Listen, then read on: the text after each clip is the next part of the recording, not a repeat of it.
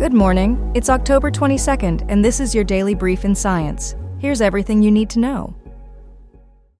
A new study published in the Proceedings of the National Academy of Sciences offers an intriguing look at how the brain processes spoken language. Researchers found that neural activity during speech comprehension resembles a subway system, with information passing through various brain regions over time. The study introduces the concept of hierarchical dynamic coding, showing that the brain processes sounds, words, and meanings at different speeds and levels simultaneously. Conducted by psychologists and linguists at NYU, the research used magnetoencephalography to track brain activity over 2 hours of listening to audiobooks by native English speakers. The findings reveal that the brain dynamically shifts information across regions, enabling it to handle multiple linguistic demands at once without interference. This process allows for rapid speech comprehension by balancing the preservation of information with the minimization of overlap among sounds and words. The study clarifies how neural pathways organize and interpret fast-paced speech, highlighting the complex dynamic nature of language processing. It challenges traditional views that associate specific brain areas with isolated functions, instead proposing that speech features are transmitted across multiple regions over time. This neural flexibility is crucial for understanding real-time language, especially in fast conversations or rapid speech scenarios. Overall, the research sheds light on the neurological foundations of language comprehension and the sophisticated, adaptable systems that make rapid speech processing possible. Researchers at the University of Maryland have developed a new monoclonal antibody named MAM01, showing promising results in early clinical trials for malaria prevention. MAM01 targets a conserved region on the surface of the Plasmodium falciparum parasite, aiming to block infection before it reaches the bloodstream. In a Phase 1 trial with 38 healthy adults, the antibody demonstrated dose-dependent protection, with the highest dose preventing all cases of malaria in participants exposed to infected mosquitoes. No serious adverse events were reported during the study. The research, published in The Lancet Infectious Diseases, indicates that MAM01 provides long-lasting, immediate protection with a single injection, unlike traditional vaccines that require multiple doses.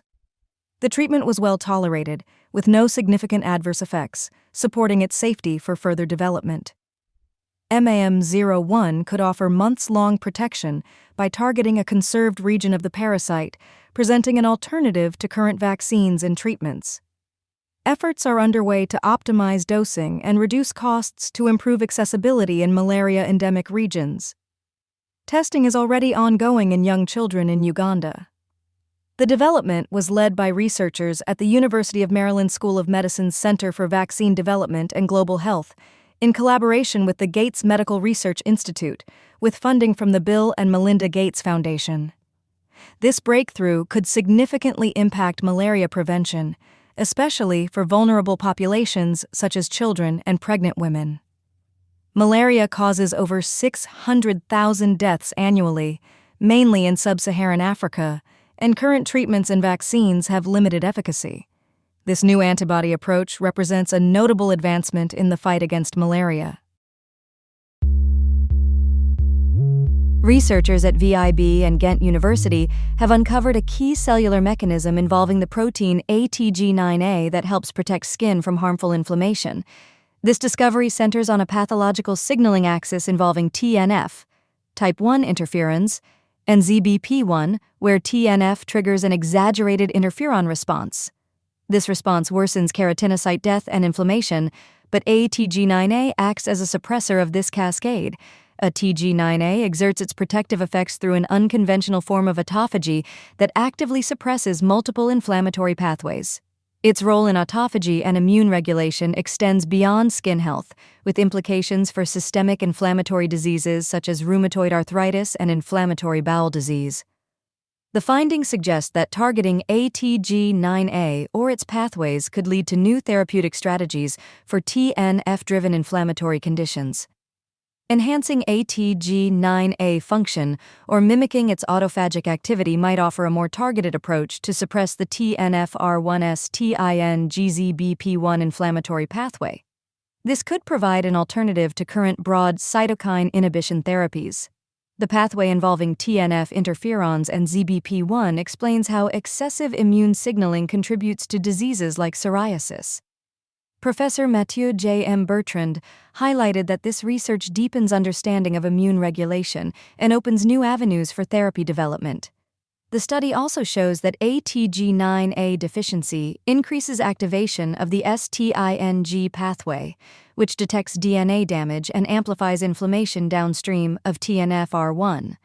Patient tissue analysis revealed reduced ATG9A levels in inflamed skin, and mouse models confirmed a causal relationship linking cellular stress to immune activation. Nuclear pore complexes, or NPCs, are essential gateways regulating molecular traffic between the nucleus and cytoplasm.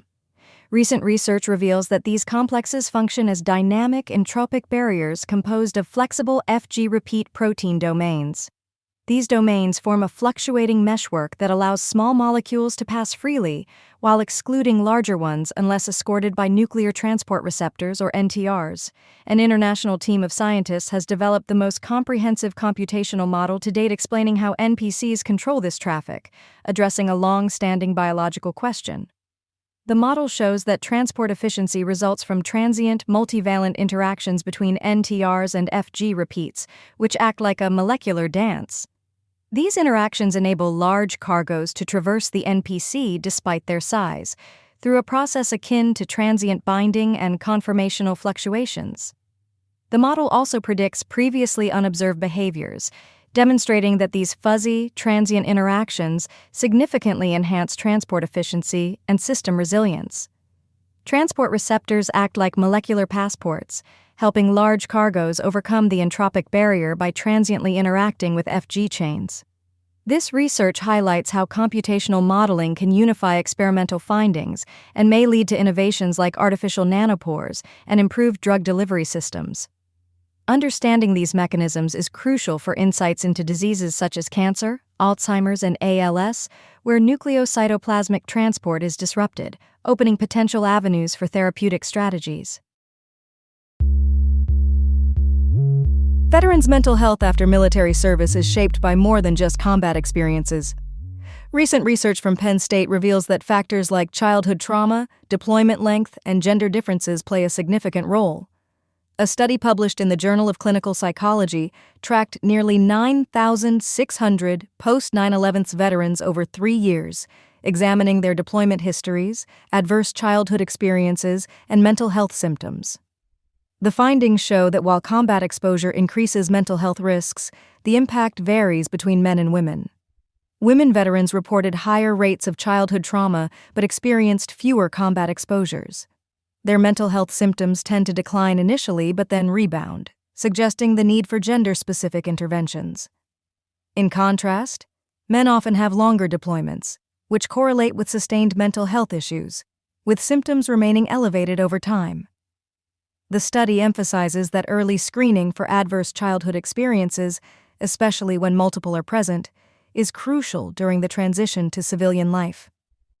Researchers highlight that this transition is complex and ongoing, advocating for continuous monitoring and tailored support.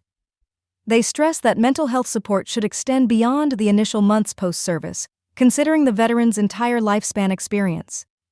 This approach aims to prevent issues from escalating and improve long-term outcomes for all veterans.